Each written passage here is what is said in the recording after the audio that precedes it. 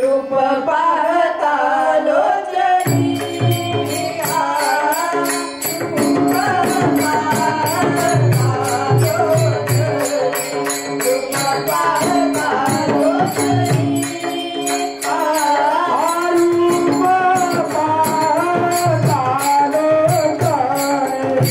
रूप पाहता लोचनी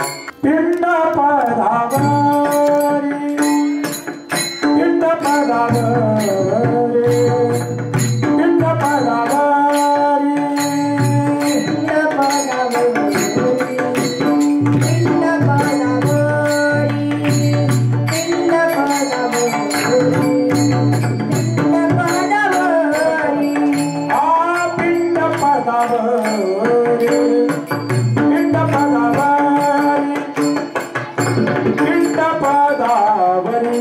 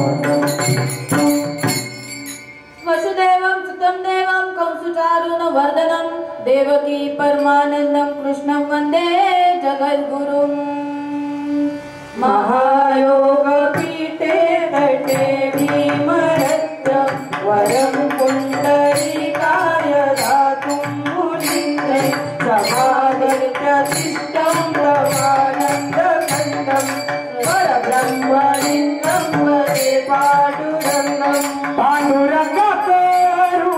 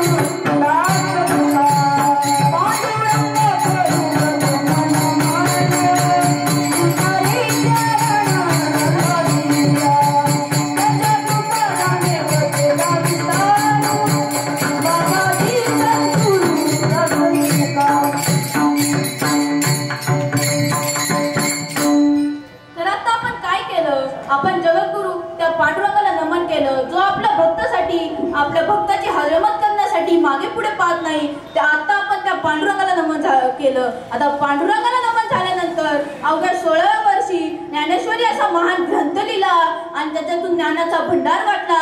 त्याच ज्ञानाच्या भंडारातून आज मी तुम्हाला कीर्तन सांगणार आहे. असा ज्यांनी हा ज्ञानेश्वरी असा महान ग्रंथ लिहिला, एकदा त्या माऊलींना नमन करूया. ओम नमो ज्ञानेश्वरा.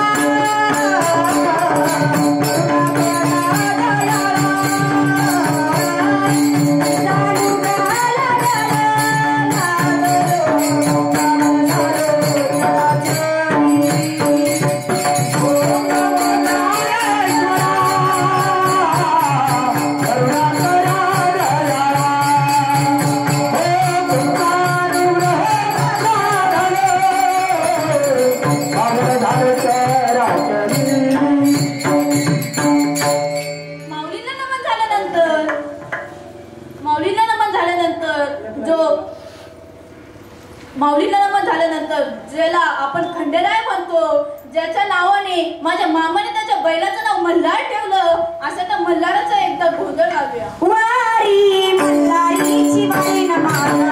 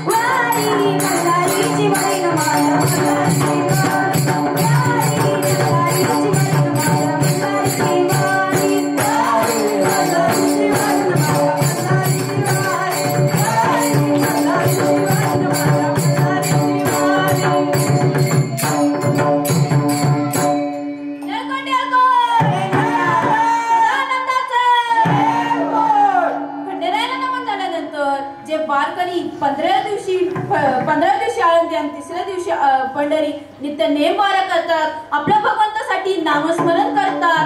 जिथे जागा भेटेल तिथं झोपतात. जे खायला भेटेल ते खातात.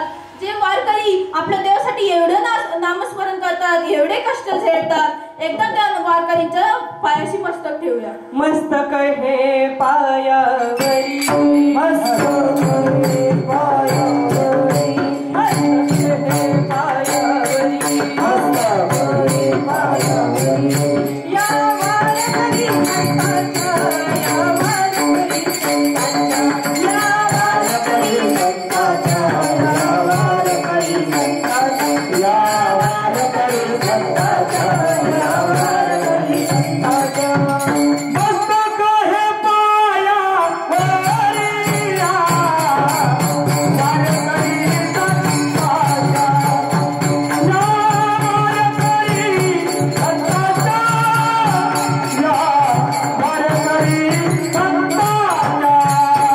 मस्तक हे पायावरी, या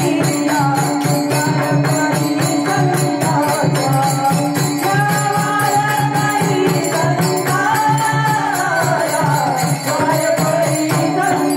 वारकरी पिंड पदावरी दिला आपुलिया करी. माझे झाले गयावजन पिटले पितरांचे ऋण. केले कर्मांतर बोंब मारिली हरिहर. माझे झाले गयावर्जन फिटले पितरांचे ऋण. प्रस्तुत प्राप्त प्रसंगी सेवेसाठी निवडलेला जगद्गुरु तुकोबरा यांचा 4 चरणाचा अभंग आहे. विठ्ठल विठ्ठल.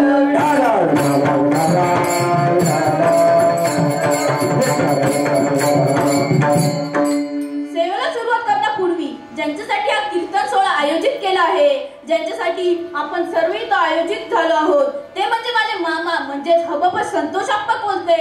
मामाला 1 वर्षापूर्वी आम्हाला सर्वांना सोडवं जायला लागलं. ती पुण्यतिथी म्हणजे हनुमान जयंती, म्हणजेच राम भक्त हनुमान यांचा त्या दिवशी जन्म झाला. या स्थितीला आपल्या महाराष्ट्राचा सर्वात लाडका राजा छत्रपती श्री शिवाजी महाराज यांचाही जयंती याच पुण्यतिथीला झालता. तर सेवेला सुरुवात करण्यापूर्वी ज्यांचा आज जन्म झाला म्हणजे राम भक्त पवनसुत हनुमान, त्यांचं एकदा स्मरण करू, ते पण हनुमान चालीसा वाचून. सगळ्यांनी ताठ बसा आणि हात जोडा.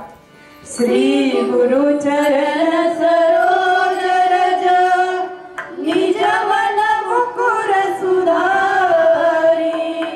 बरण मुरमुगल विमल जसु जोदायक फल छाई. बुद्धिहीन तनु जानिके सुमिरत पवन कुमार. बल बुद्धि विद्या देहु मोहि करे उपदेश विकार. सियावर रामचंद्र की जय, पवन सुत हनुमान की जय. जय हनुमान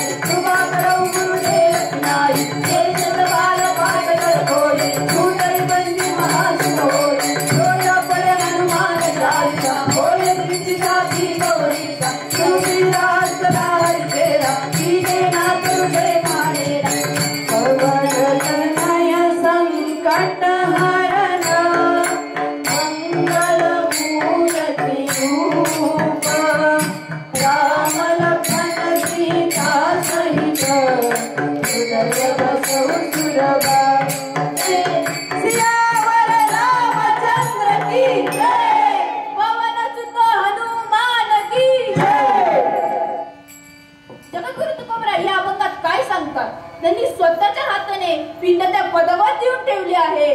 ते पिंड पदावर देऊन ठेवले आहे ते म्हणजे भगवंताची भक्ती करून भगवंताला प्राप्त करून आणि त्यांनी स्वतःला विष्णूच्या चरणी अर्पण केलं आहे.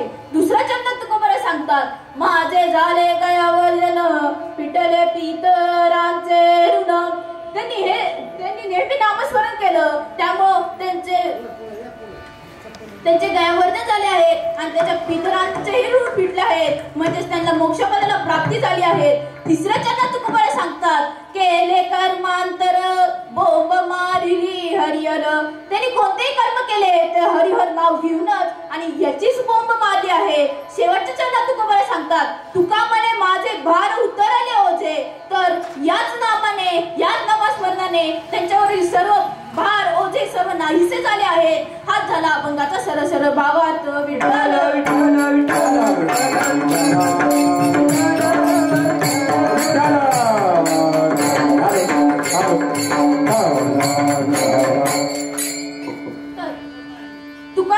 तुकाराम महाराज काय सांगतात की त्यांनी पितरांच्या ऋणात कशी मुक्तता केली. तर पितरांचे ऋण कसे फिटले, तर भगवंताची भक्ती करून सर्वांची मदत करून मुकलेल्या प्राणांची सर्वांची सेवा करून आणि भुकलेला अन्न देऊन ह्याने आपल्याला पुण्याची प्राप्ती होतीये. आणि भक्ती ज्ञान आणि कर्मामुळे आपल्याला त्या पदाची प्राप्ती होती. तर आपल्यामुळे आपल्यालाच नाही तर आपल्या पितरांना सुद्धा त्या मोक्ष पदाला प्राप्ती होती.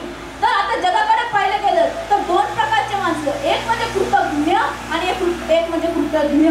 तर कृतज्ञ म्हणजे कोण, जे उपकाराची फेड उपकाराने देतात. म्हणजे उदाहरण म्हणजे भस्मासूर, त्याच्यावर किती उपकार केले तरी तो उपकाराची फेड उपकारानेच देतो. तर तुकोबाराय काय म्हणतात, कृतज्ञ उपकार केला चोरामाती व्यवहार दिला, चोरामाती व्यवहार दिला, चोरामाती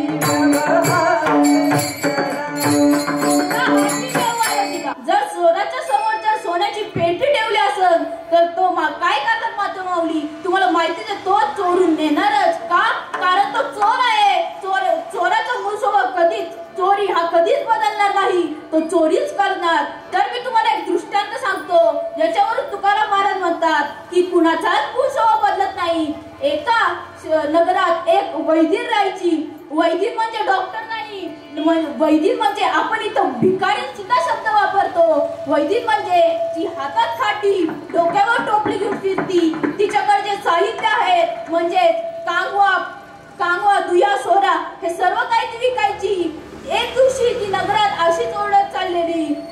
सुया घ्या पोत घ्या दुया दोरा घ्या. ती अशी ओढत ओढत चाललेली. तेव्हा त्या नगराचा राजा तिथं फेरफटका मारायला आलता. फेरफटका मारताना तो त्या वैदिनीला बघतो आणि तिच्यावर मोहक होतो. तो वैदिनीकडे जातो, म्हणतो, हे वैदिन, तू माझ्याशी लग्न करशील का? मी या नगराचा राजा आहे. वैदिन म्हणती, अरे तुला शोभत का रे? तू या नगराचा राजा, मी या झोपीत राहणारी वैदिन रे. तू कशी माझ्यासोबत लग्न करशील? राजा म्हणला, ते काय नाही, मी तुझ्याशीच लग्न करणार. वैदिन म्हणली, तुला माझ्याशीच लग्न करायचंय ना? त्याच्या आधी माझ्या वडिलांची परवानगी घे. जर त्यांचा होकार असेल तरच मी लग्न करणार. दुसऱ्या दिवशी हरिश्चंद्र राजा तिच्या वडिलांकडे जातो, म्हणतो, मला तुमच्या मुलीबरोबर लग्न करायचंय. तिचे वडील विचार करतात, या राजाशी लग्न झालं की माझी मुलगी राणीच होणार, म्हणून ते लगेच होकार देतात.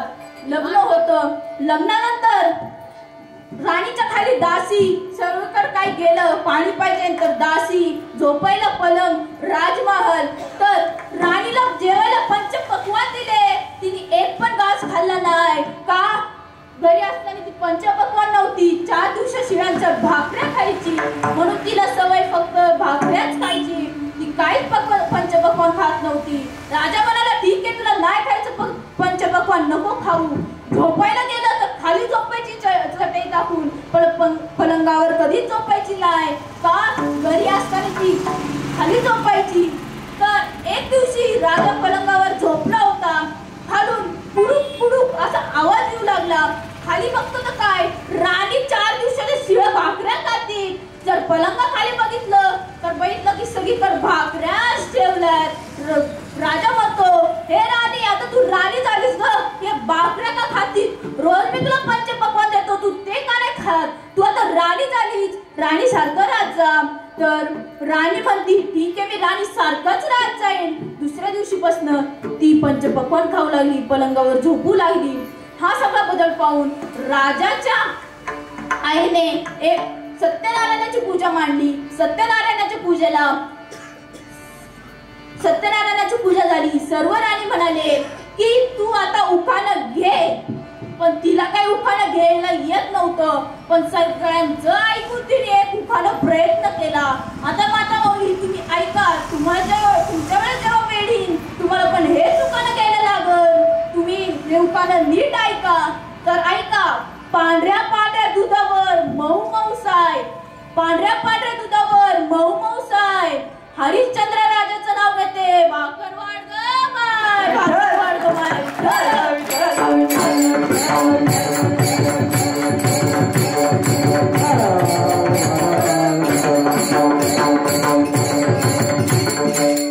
तुकोबरे काय म्हणतात, आधी होती दासी, मंग झाली पट्टू राणी, तिचे हिंडले राहिना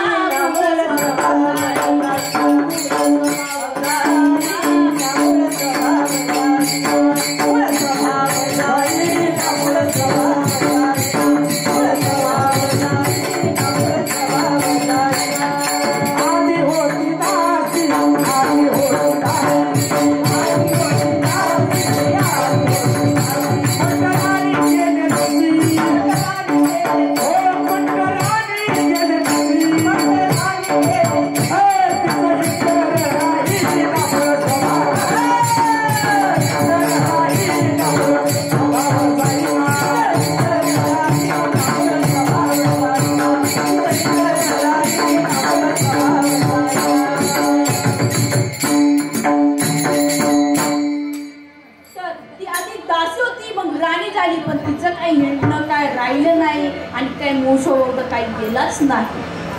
तर आता तुकोबरे काय म्हणतात, उत्तम म्हणजे कोण, जी उपकाराची फेड अपकाराने देतात. उदाहरण म्हणजे भस्मासूर. तर भस्मासूर एक शिवभक्त होता आणि आपला महादेव कसा होता, भस्मउटी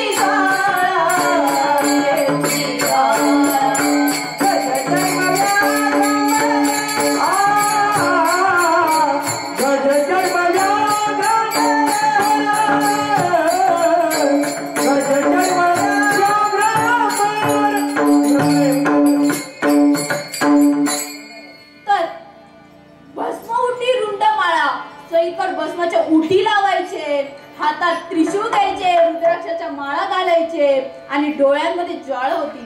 तर भस्मासूर काय करायचा? रोज पृथ्वी लोकावर जायचा, चिताभस्म महादेवाला आणून द्यायचा, महादेव तो भस्म लावायचे. तर हे नित्य नेम चाललेलं.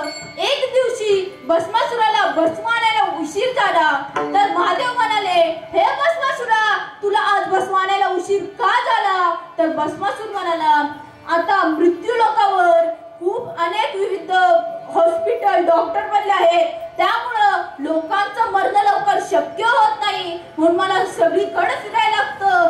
तेव्हा काही मला एक चिताभस्म भेटती, म्हणून मला रोज उशीर होतो. तर महादेव म्हणतात, लवकर भस्म भेटायला पाहिजे, तर ह्याचा उपाय काय? तर भस्मासूर म्हणतो, हे महादेवा, तुम्हाला वरदान दे, मी ज्याच्या पण डोक्यावर हात ठेवीन तो लगेच भस्म होईल. तर महादेवांनी त्याला वरदान दिलं, तू ज्याच्या पण डोक्यावर हात ठेवशील तो लगेच भस्म होईल. तर त्याला वरदान दिलं. त्याच्यानंतर महादेव म्हणाले, तू त्याच माणसाच्या डोक्यावर हात ठेवशील जे पापी आहेत, ज्यांनी पुण्य काहीच केलं नाही, जे फक्त पापी आहेत.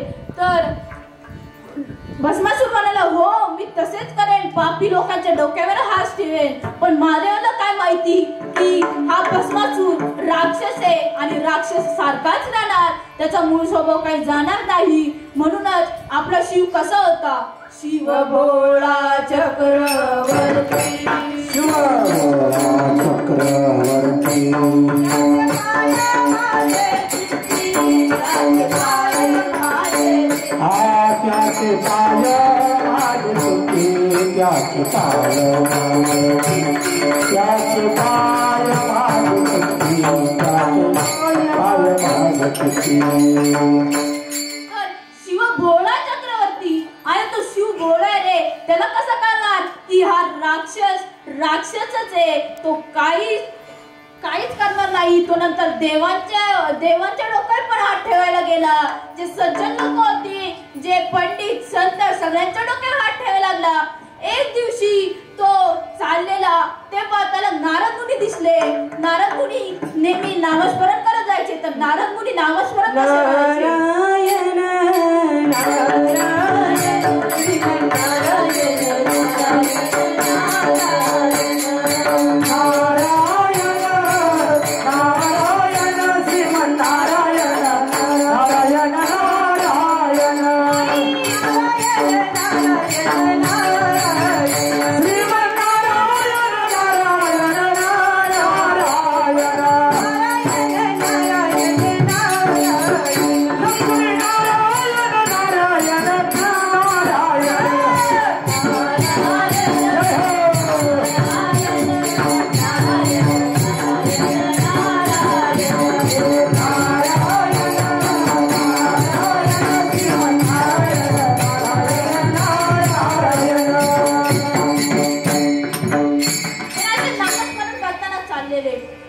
भस्मासूर नारद मुनींच्या डोक्यावर हात ठेवायला गेला. तर नारद मुनी म्हणाले, भस्मासुरा, तू माझ्या माझ्या डोक्यावर का हात ठेवतोय?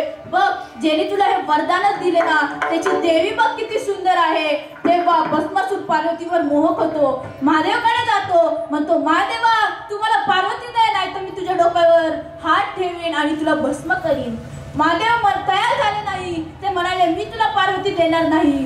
तर भस्मासूर त्यांच्या मागे लागला. तर महादेव सुद्धा पळत सुटले, विष्णुदेवांकडे गेले. विष्णुदेवाला म्हणले, विष्णुदेवा, मी भस्मासुराला वरदान दिलतो, तू ज्याच्या पण डोक्यावर हात ठेवेल तो भस्म होईल. आता तो माझ्याच डोक्यावर हात ठेवायला लागलाय, तू मला वाचव. तेव्हा विष्णुदेव एका स्त्रीचं रूप घेतात व भस्मासुराच्या समोर जातात.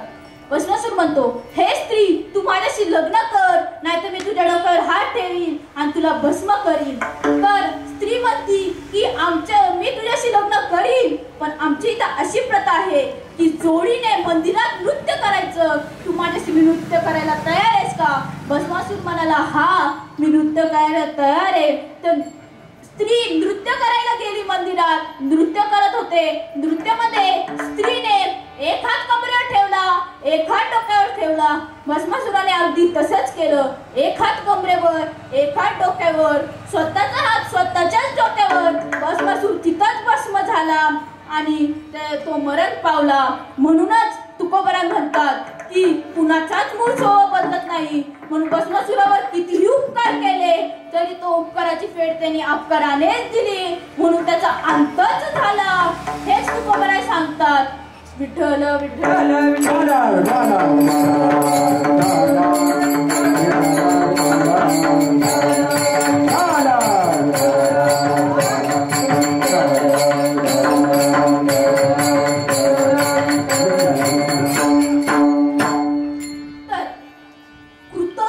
म्हणजे उपकाराची फेड उपकारानेच देतात. आता उपकाराची फेड उपकारावर देणारे कोण? तर आपले पहिले आई वडील, मग संत, मग गुरु, मग देव.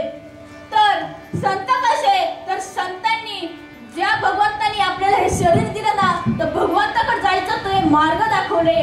नामस्मरण करायचं शिकवलं, भजन करायचं शिकवलं. म्हणूनच आपण म्हणतो काय सांगू आता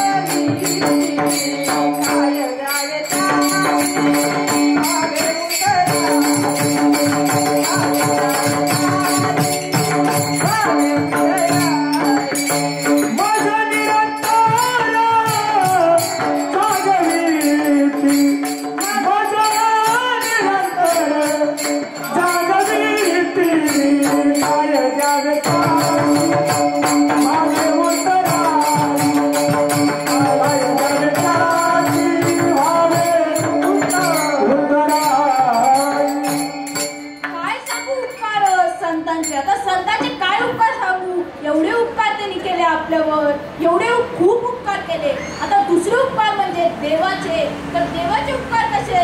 देवाने आपल्याला खूप मोठं शरीर दिलं, ज्याने म्हणजे हात चांगले कर्म करायला, तोंड चांगलं बोलायला, हे सर्व काही दिलं. हेच आपल्या देवाचे उपकार होते. नामस्मरण करायला देव दिला देह भजना हो देव दिला देह भजना हो देव दिला देह भजना हो माता देव दिला देह भजना हो माता या गाना फाटा या गाना फाटा वाजवेचा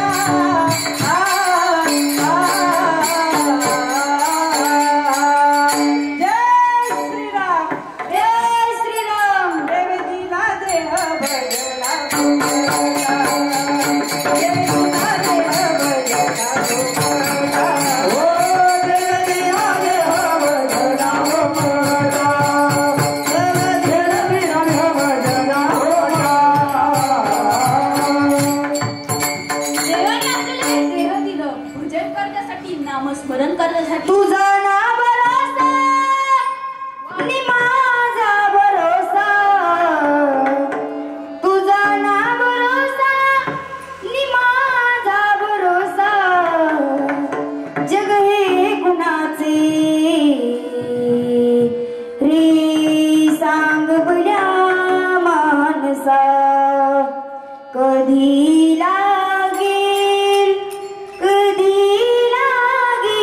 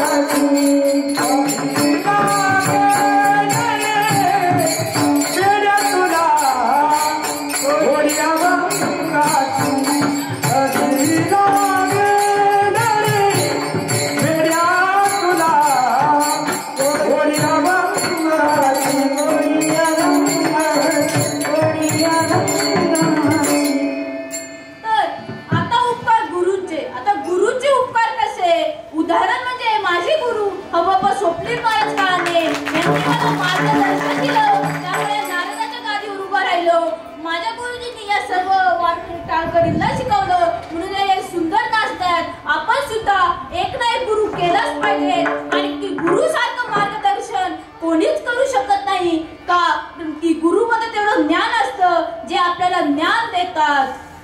गुरुविन कोण बतावे बात बडाली बिगड़ते हैं यमदार. बतावे बात बडाली बिगड़ते हैं यमदार. कोण बतावे बात बडाली बिगड़ते हैं यमदार. गुरुविन कोण बतावे बात बडाली बिगड़ते हैं यमदार. आता शेवटचे उत्तर म्हणजे आई वडिलांचे. तर आई वडील या दोन शब्दात अवघं सगळं जग समावून गेलं आहे. आई वडील मुलांचे आधार असतात. ते मुलांसाठी खूप कष्ट करतात. आईने हे सुंदर जग दाखवले. दोघांनी आपल्यासाठी कष्ट केले का आपल्याला आपलं जीवन सुंदर बनवण्यासाठी. आपण चांगल्या प्रमाणे जगावं. आपण त्या घरात राहिलं पाहिजे ज्या घरात आपल्याला मान सन्मान भेटत. आपल्याला आनंद झाला की त्यांना खूप आपल्याला हसू आलं की त्यांना आनंद होतो. आपल्याला दुःख झालं तर त्यांना त्रास वेदना होतो. म्हणूनच मला म्हणावं असं वाटतं आई वडील माझे थोर काय सांगू त्यांचे उपकार. जीवनाच्या वाटेवरती मला त्यांचा आधार. आई माझी मायेचा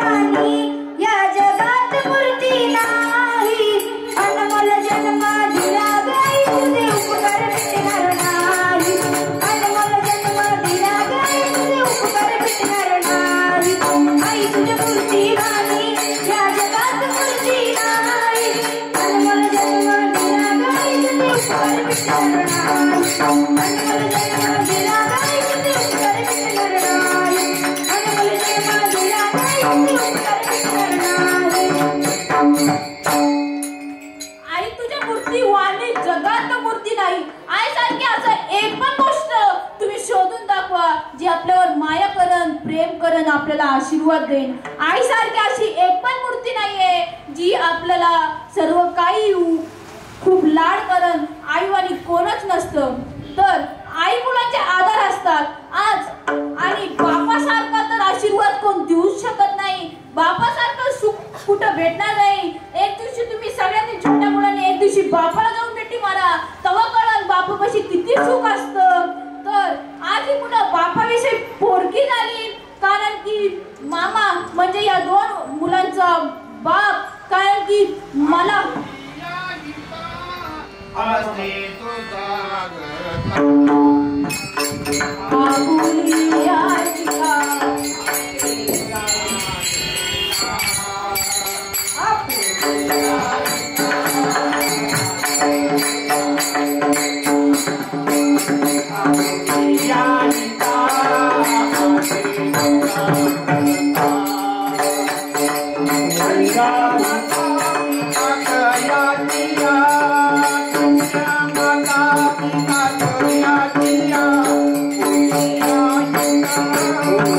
Nah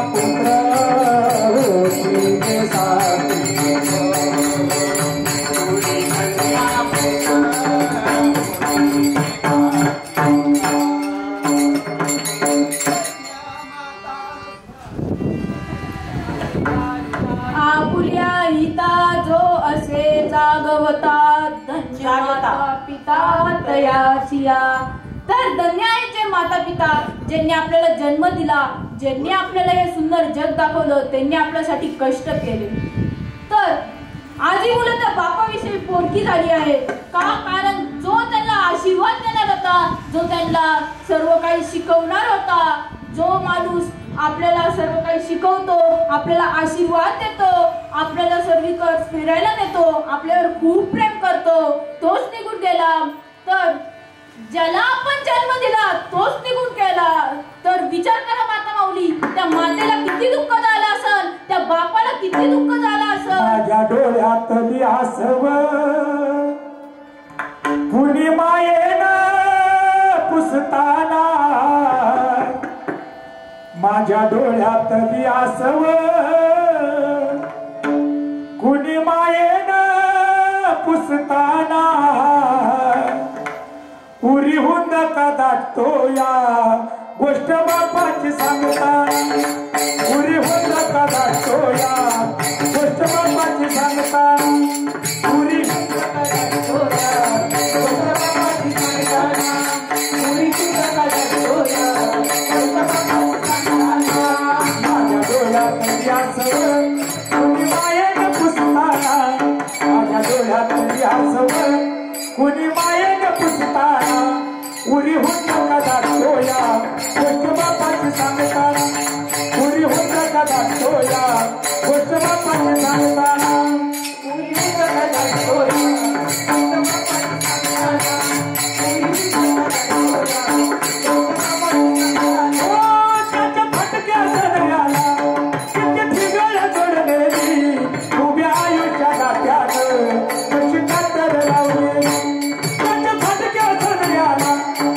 ठिगळ जोडलेली, उभ्या आयुष्याला त्यानं कशी कातर लावली, मला कसंच होत या कुणी बाबा म्हणताना, मला कसंच होत या कुणी बाबा म्हणताना, उरी हुंद का दाटतो या गोष्ट बापाची सांगता, उरी हुंद का दाटतो या गोष्ट बापाची सांगता, उरी हुंद का दाटतो या गोष्ट बापाची सांगता, उरी हुंद का दाटतो या गोष्ट बापाची सांगता.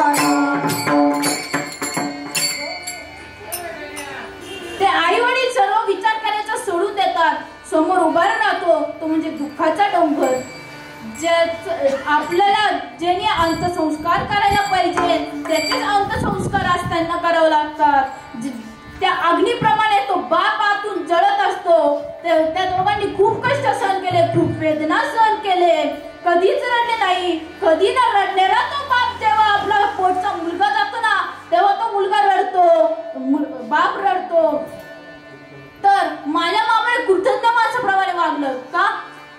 संसार चालू असताना म्हणजे माझा मामा आणि मामी नीट संसार चालू होता तेव्हा जवळचा जोडीदार जातो, जेव्हा गाडी दोन्ही चाकाने नीट चालत असतील ना तेव्हा एक गाडीचं एक चाक गळून पडतं, गाडी तशीच बंद पडती. तसाच हा संसार असतो. जेव्हा रुक्मिणीला सोडून विठ्ठल जातो ना लांब तेव्हा रुक्मिणीला जे दुःख झालं आज ते माझ्या मामीला झालं ते दुःख, कारण तिच्या जवळचा जोडीदार सोडून गेला. जशी गाडी थांबती तसा संसार थांबतो. आणि आता जेव्हा माणूस जन्म घेतो ना तेव्हा तो एकटा असतो, जेव्हा तो जीवन जगत असतो ना तेव्हा तो सर्व धागत अडकतो, म्हणजेच मामा मावशी मामी मुलं भाचे सर्व काही यांच्या धाग्यात अडकतो. पण जेव्हा तो माणूस निघून जातो ना तो दोरा तुटून जातो. तर माझ्या मामाचं गाव आणि मी हे मी कधीच वेगळं केलं नाही. हे माझा मामा आणि मी एवढा लाड कितीही रागवला तर मी त्याचा लाडका बाजाच होतो आणि लाडका बाजा होणारच होतो. आणि त्यांनी मला खूप लाड केले, खूप खेळला, खूप प्रेम केले. आता एवढा लाड केला की माझी आई तर मामा एवढी झाली. मामा आणि मी आणि मामाचं घर कधीच सुटलं नाही. खूप लाड केले त्याने, म्हणूनच मला म्हणावं असं वाटतं, कुठं गेला माझा मामा मला करमत नाही रे, ये ना माझ्या मामा रे, ये ना माझ्या मामा. कुठं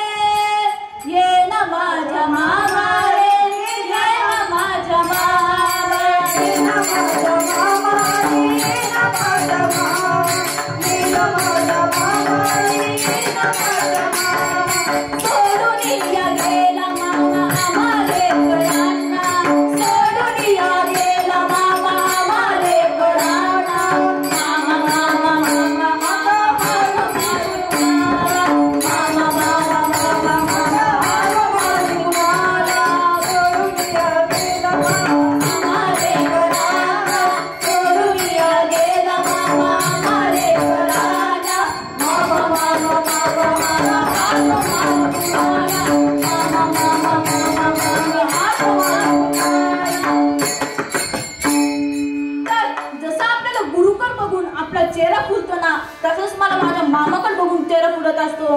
म्हणून मीच बोलतो, त्याला पातशनी किलतो माझा मुकडा, त्याला पातशनी खुलतो माझा मुकडा, माझा माझा काळजाचा तुकडा, माझा काळजाचा तुकडा, माझा काळजाचा तुकडा, माझा मामा काळजाचा तुकडा, त्यांना पातशनी खुलतो माझा मुकडा, त्यांना पातशनी खुलतो माझा मुकडा, माझा मामा माझा काळजाचा तुकडा, माझा मामा माझा काळजाचा तुकडा, माझा मामा माझा काळजाचा तुकडा. तर माझा मामा कृतज्ञ माणसाप्रमाणे वागला. गळ्यात तुळशीची माळ घातली. जे पण गिऱ्हाईक या दुकानावर येतील ना त्यांना महाराज माऊली याच नावाने बोलायचा, दुसरं कुठलं कधीच नाव घेतलं नाही. त्यांनी खंडेराया, बाळू मामा आणि या महादेवाची खूप भक्ती केली. म्हणून त्याने महादेवाचं वाहन म्हणजे नंदी त्याचंच तर नाव मल्हार ठेवलं होतं, जो या कीर्तनात एकदा सुद्धा बसला नाही आणि तसाच उभा राहिला. तो मल्हाराच्या कीर्तनात सुद्धा आला आहे, ज्याच्यामुळे जेव्हा मामा वारला तर तो काहीच खात नव्हता. जेव्हा दशक्रिया विधी झाली ना तेव्हा तो थोडा थोडा खाऊ लागला. बाळूमामाची सेवा केली त्याने, एवढी सेवा केली की त्याच्या मुलांच्या तोंडात आता सुद्धा बाळू मामा हा शब्द राहिला आहे. ते नेहमी म्हणतात बाळू मामा आला, बाळू मामा आला, बाळू मामाची मेंढरा आली, हे त्यांच्या तोंडात नेहमी असतं. आणि त्यांनी खूप चांगल्या प्रमाणे नामस्मरण केलं आणि सर्व लोकांचा तो सगळ्यात आवडता मोबाईल शॉपीतला माणूस होता. म्हणूनच जसं म्हणतात की जो आवडतो सर्वांना तोच आवडतो देवाला. कदाचित देवाला सुद्धा तोच आवडला असन म्हणून त्याला घेऊन गेला असन. तर तुकोबरा यांनी सुद्धा असंच केलं. त्यांनी खूप अखंड नामस्मरण केलं, स्वतःच्या हाताने पिंड त्या पदावर घेऊन ठेवली. हेच अभंगाचं पहिलं चरण. तर तुकोबरा यांनी स्वतःच्या हाताने ती पिंड त्या पदावर घेऊन ठेवली आहे आणि त्याला पुण्याची प्राप्त झाली, त्या पदाची प्राप्त झाली. तर तुकोबरा कुठून आले होते? वैकुंठावरून आले होते. नंतर तो स्वतः पांडुरंग त्यांना घ्यायला आलता, कारण त्यांना वैकुंठाला जायचं होतं. म्हणूनच संत म्हणतात आम्ही वैकुंठवासी, आम्ही वैकुंठवासी, वैकुंठवासी.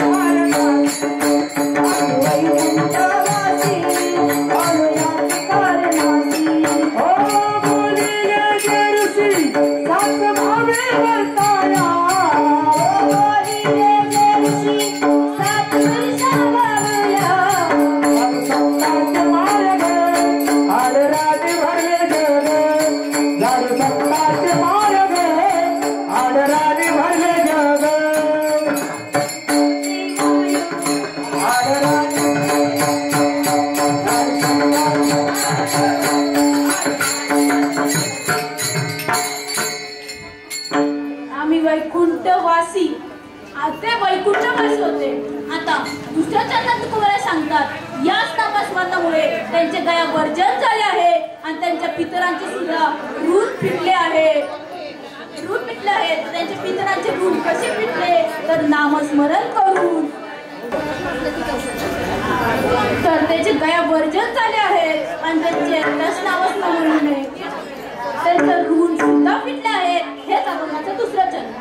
माझे झाले गयावर जन, माझे झाले गयावर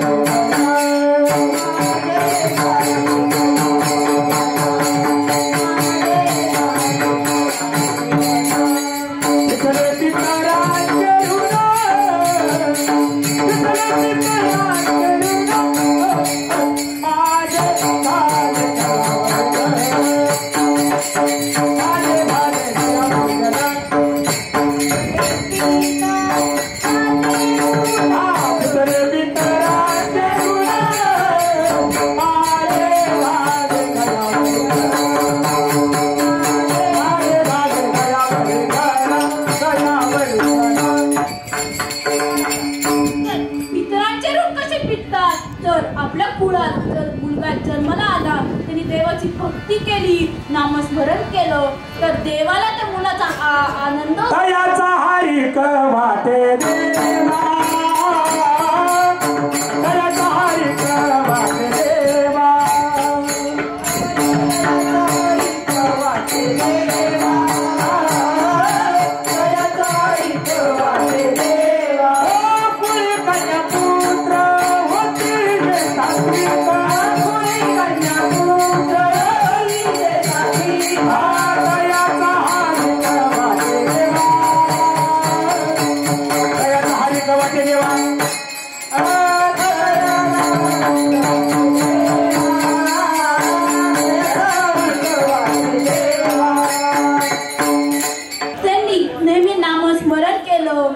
हेच कर्म केले हरिहर नाव घेऊन आणि याचीच बोंब मारली तर नेहमी नामस्मरण करून कुणालाच काहीच न बोलता उलट न बोलता सगळ्यांचं समजावून घेऊन सगळ्या मुख्य प्राण्यांची भक्ती करून हेच अभंगाचं तिसरं चरण केले कर्मांतर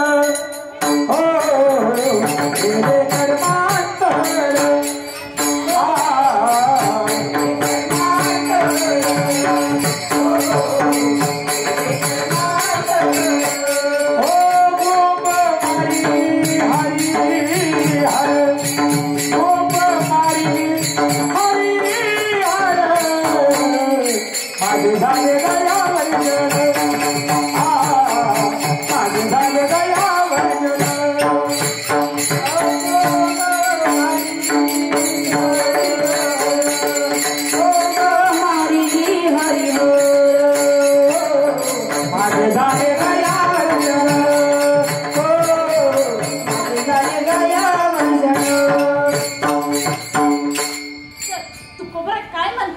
नामस्मरणामुळे आपल्यावरील सर्व भार जातात. तर नामस्मरण म्हणजे कुणाचे तर हरिहर नावाचे. हरी म्हणजे विष्णू, हर म्हणजे शिव. या एक रूपी हा नामस्मरण हरिहर हा शब्द झाला आहे. तर याच आपण आता भजन करूया. विठोबा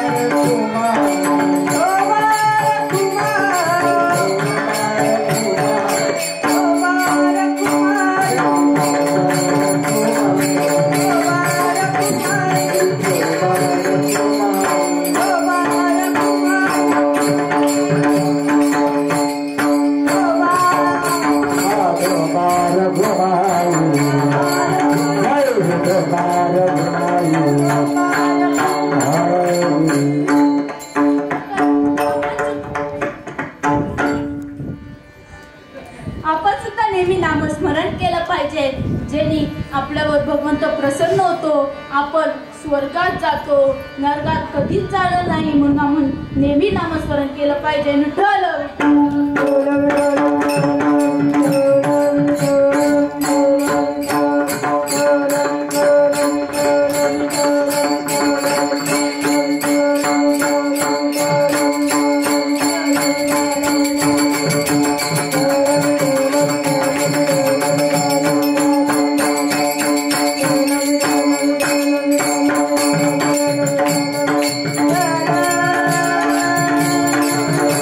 La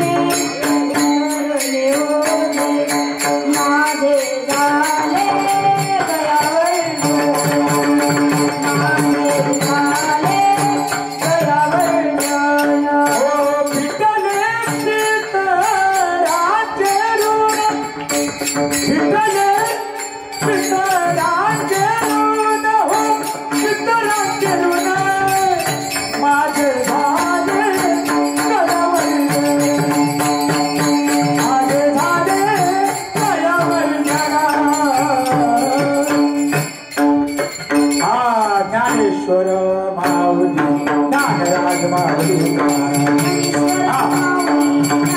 माऊली महाराज ज्ञानेश्वर माऊली ज्ञानराज माऊली महाराज आम्ही जात तुम्ही कृपा सुद्यावी कळा सांगावी विनंती माझी वाढ वेळ झाला उभा पांडुरंग वैकुंठा श्रीरंग बोलावितो अंतकाळी आम्हाची पावला सहित झाला भक्त होता वाढ वेळ झाला उभा पांडुरंग वैकुंठा श्रीरंग बोलावितो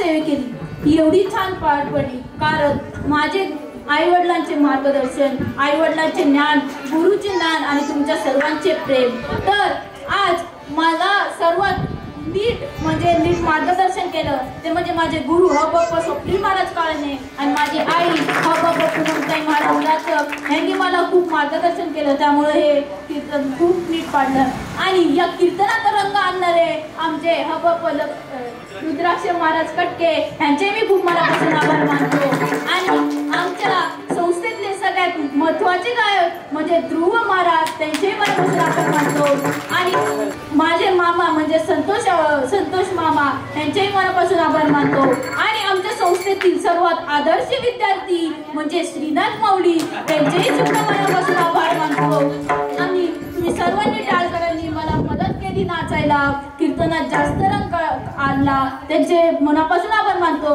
आणि आजचे विनेकरी साईराज महाराज त्यांचे मनापासून आभार मानतो कोलते बाबा ज्यांनी आज कीर्तनामध्ये पेटी वाजवली आणि एक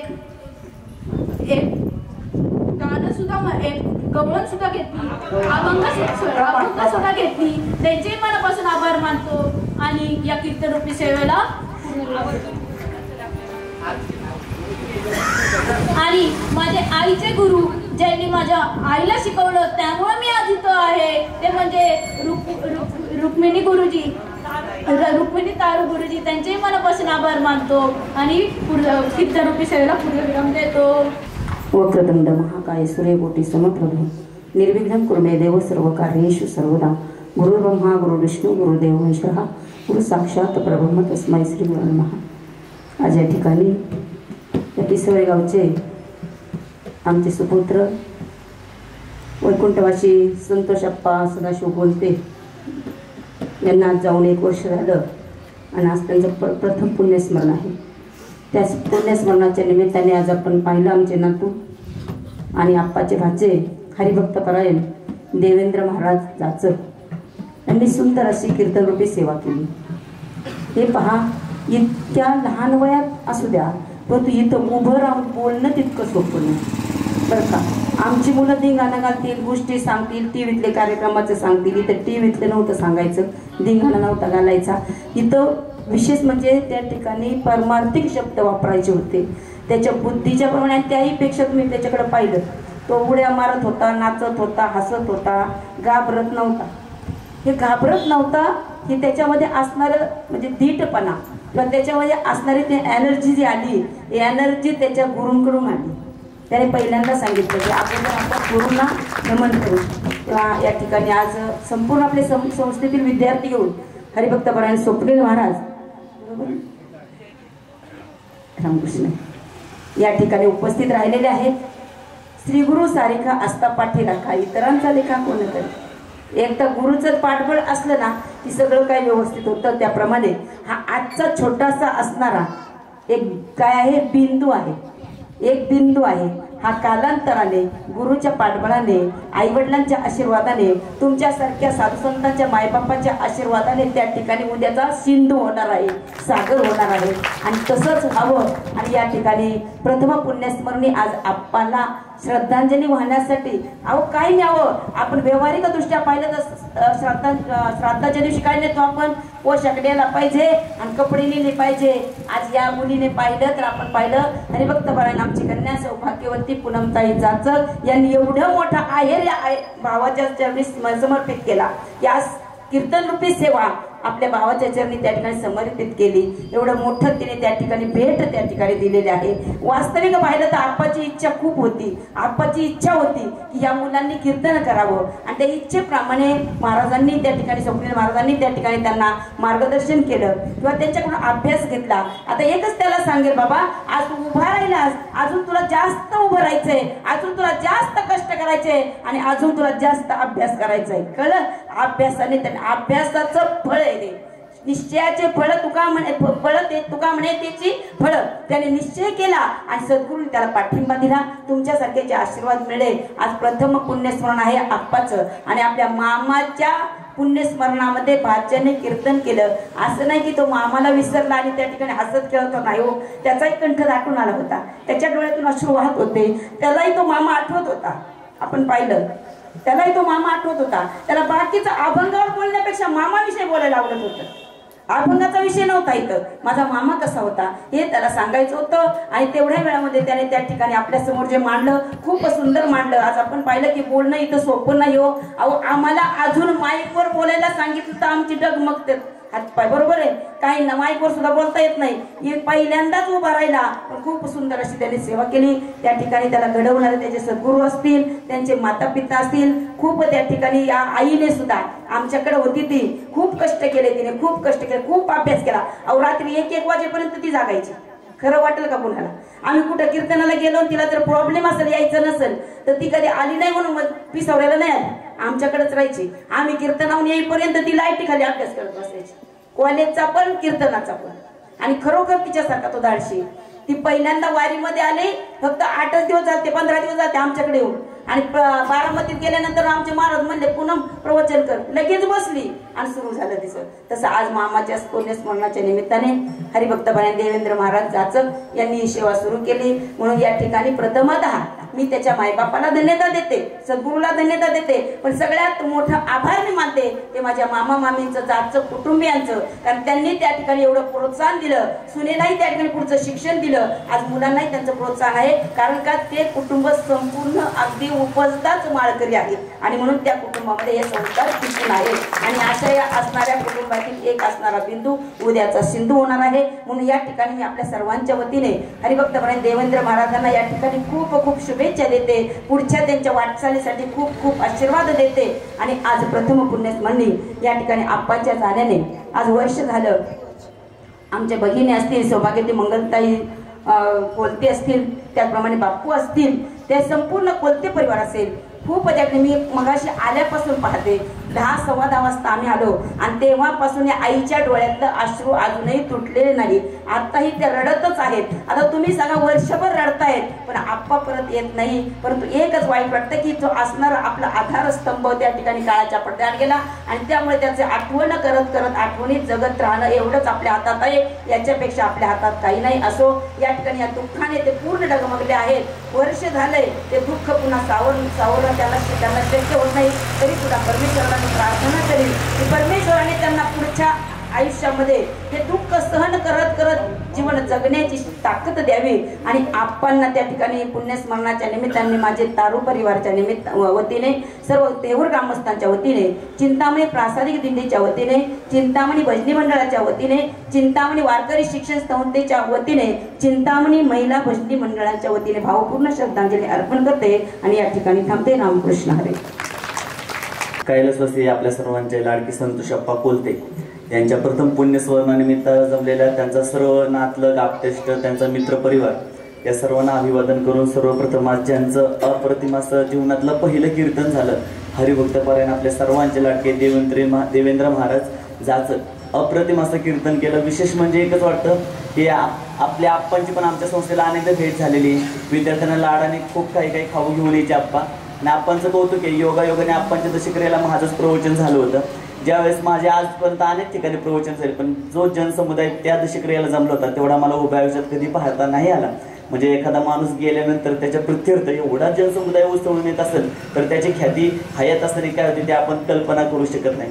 आप्पांच्या जाण्याने नक्कीच इथं असणाऱ्या संपूर्ण कोलते परिवार संपूर्ण पिसरगाव आता इथं जे मान्यवर बोलत होते त्यांना मी कधी रोज दरवेळेस मी दशक्रियेला त्यांना बोलताना पाहतो पण एवढा कंठ दाटून येणं बाजूला बसणं मी या भाऊंना कधी पाहिलं नाही. ते तर त्यातूनच आप्पाबद्दल असणार त्यांची प्रीती आपल्या सर्वांना समजून येते. ताईंचं पण मनापासून आभार आहे की त्यांनी आपल्या देवेंद्र माऊलींवर विश्वास ठेवला की नाही महाराज तो करेल कीर्तन. आणि खरंच देवेंद्र माऊली तुम्ही कल्पनेच्या पलीकडे जाऊन कीर्तन केलेले. जसं की आपल्या गुरुवरही असणाऱ्या आमच्या महाराजांनी सांगितलंय की देवेंद्र माऊली येणाऱ्या काळामध्ये सिंधू सारखा विख्यात होणार आहे आणि 100% होतील. त्याचबरोबर आपण सर्व नातलं या सर्वांच्या वतीने मी आणि श्री माऊली बालसंस्कार वारकरी शिक्षण संस्थेच्या वतीने आपल्या वैकुंठवासी संतोष अप्पांना भावपूर्ण श्रद्धांजली अर्पित करतो. रामकृष्ण.